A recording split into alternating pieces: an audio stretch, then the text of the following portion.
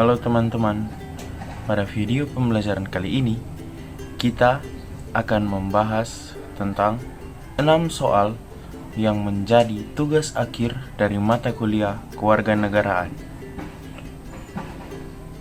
Mari kita bahas soal tersebut.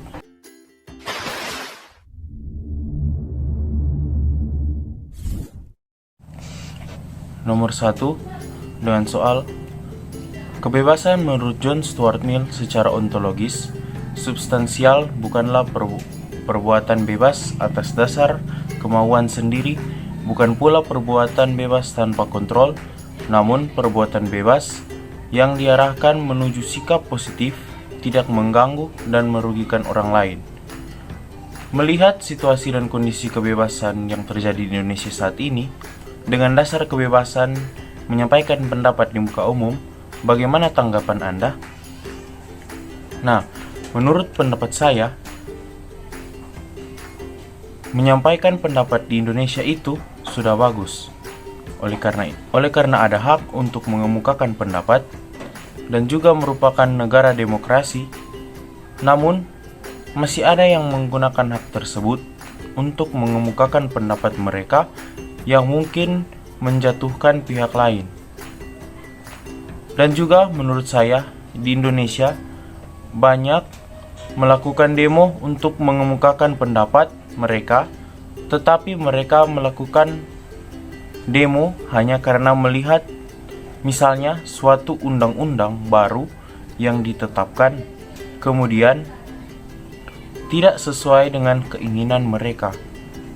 Namun sebenarnya undang-undang itu dibuat untuk kebutuhan negara, tetapi mereka hanya membaca isi undang-undang tersebut tanpa mencari tahu apa yang sebenarnya terjadi sehingga dikeluarkan undang-undang tersebut. Maka jika itu disesuaikan dengan kebebasan menurut John Stuart Mill, maka tidak sesuailah perbuatan tersebut.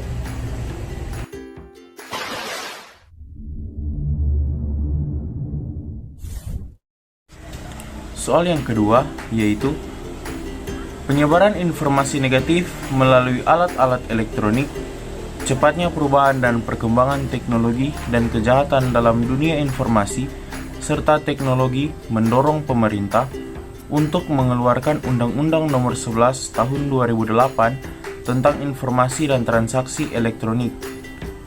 Meskipun demikian, pelanggaran masyarakat terhadap ketentuan ini semakin marak terjadi seperti berita bohong dan tindakan keresahan serta kejahatan melalui media. Apa tanggapan Anda? Bagaimana cara Anda mengatasinya? Jawaban saya tanggapan saya yaitu sebenarnya alat-alat elektronik digunakan untuk kepentingan yang tidak merugikan orang lain. Tetapi jika adanya penyebaran berita yang tidak benar dalam media elektronik, dalam hal ini internet, maka ada pihak yang merasa dirugikan, iri hati, atau ingin menjatuhkan pihak lain sehingga mereka menyebarkan berita yang tidak benar. Dengan dikeluarkannya undang-undang tersebut, saya rasa pemerintah telah melakukan suatu langkah yang baik.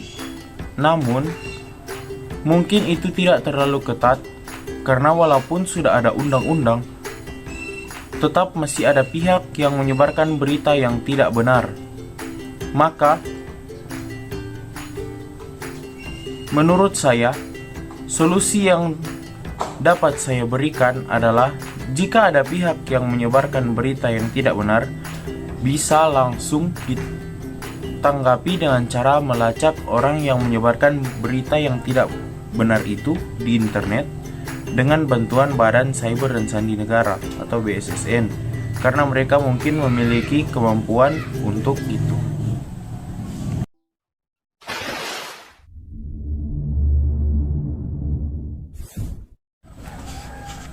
Soal nomor 3 yaitu dalam negara demokrasi di Indonesia saat ini, ajakan bela negara seperti amanat konstitusi pasal 30 UUD negara RI tahun 1945 dianggap tidak menarik dan sudah usang. Masyarakat tidak suka mengikuti wajib militer. Hal itu diakibatkan oleh pemberian kesadaran kepada generasi muda, khususnya di kalangan kampus, untuk mencintai negara dan taat pada peraturan yang berlaku. Bagaimana tanggapan Anda?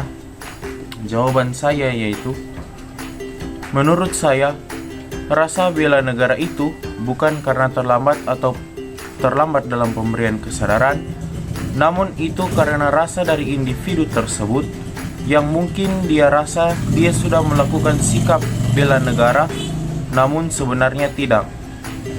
Itu juga karena ketidakinginan dari suatu individu untuk melakukan sikap bela negara.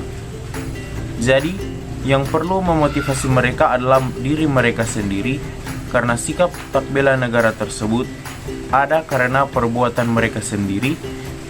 Jadi, caranya adalah memotivasi diri sendiri, tetapi juga dari arahan orang lain yang dapat membantu meningkatkan rasa untuk bela negara.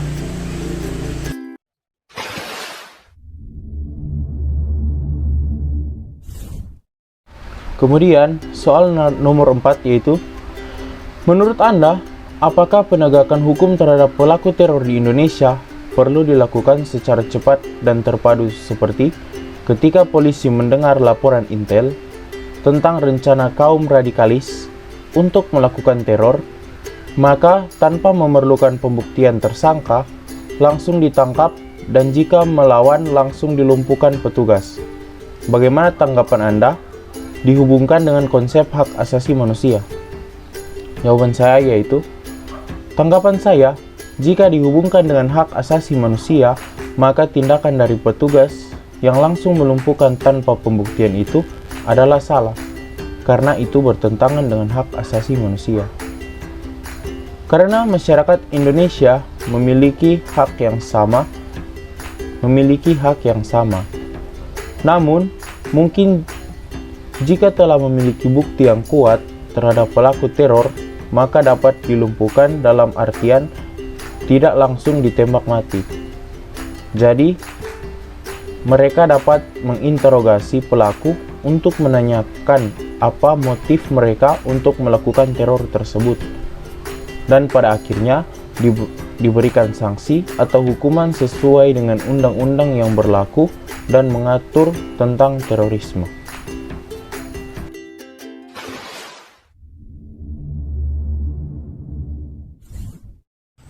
Kemudian soal nomor 5 yaitu, mengapa diperlukan konsepsi wawasan Nusantara sebagaimana dikatakan bahwa wilayah Indonesia yang tersebar dari Sabang sampai Merauke sebagai satu kesatuan, serta kemungkinan apa yang terjadi dengan wilayah bangsa Indonesia jika tidak memiliki konsep wawasan Nusantara. Mengapa diperlukan konsep wawasan Nusantara? Karena wawasan Nusantara itu sangat penting, apalagi di negara kita Indonesia yang terdiri dari berbagai macam suku, ras, budaya, dan agama. Untuk tetap menjalin rasa persatuan dan kesatuan dalam negara, maka kita dibutuhkan wawasan Nusantara supaya kita mengetahui tentang negara kita ini. Apa yang ada di negara kita, apa yang membedakan suatu daerah dan daerah lainnya. Maka wawasan Nusantara itu sangat dibutuhkan.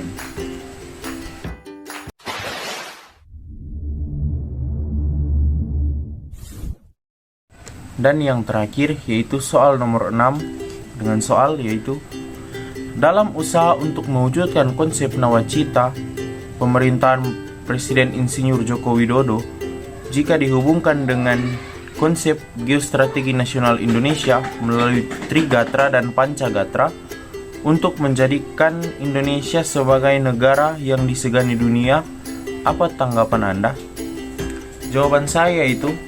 Tanggapan saya yaitu, perwujudan konsep nawacita dari presiden kita itu sangat baik, di mana di dalamnya terdapat pembangunan yang berkelanjutan dan saling menguntungkan.